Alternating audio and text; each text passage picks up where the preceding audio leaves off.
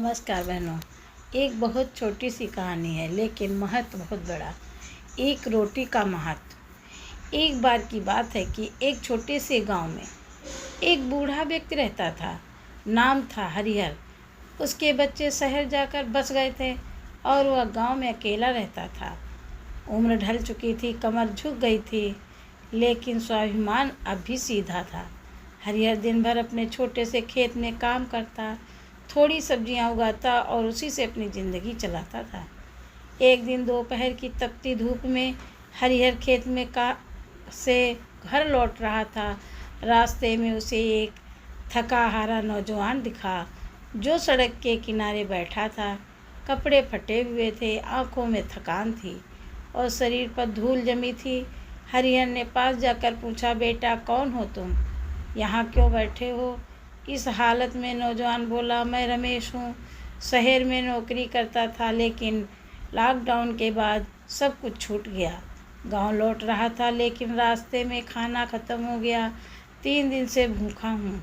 हरिहर ने कुछ नहीं कहा, बस अपने थैले से एक रोटी निकाली, उसे दे दी जो उसने खुद के लिए रखी थी और रमेश की ओर बढ़ा दी। रमेश ने हैरानी से पूछा, बाबा आपके पास तो बस यही एक रोटी है, आप खुद क्या खाएंगे? हरिहर मुस्कुराया और बोला, बेटा ये रोटी तो मैं खा लूँगा लेकिन तुम भूखे रह जाओगे।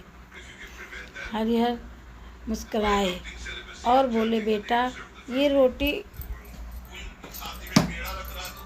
रोटी तो मैं खा लूँगा और फिर भूखा रहूँगा, लेकिन अगर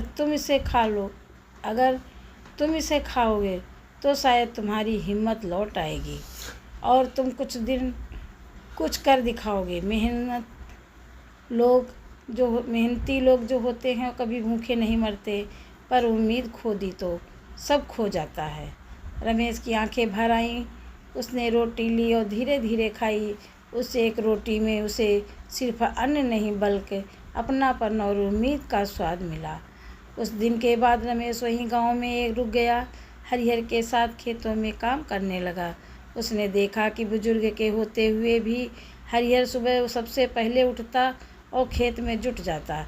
रमेश को हरिहर की मेहनत ने प्रेरित किया। धीरे धीरे रमेश ने खेती की पूरी जिम्मेदारी संभाल ली।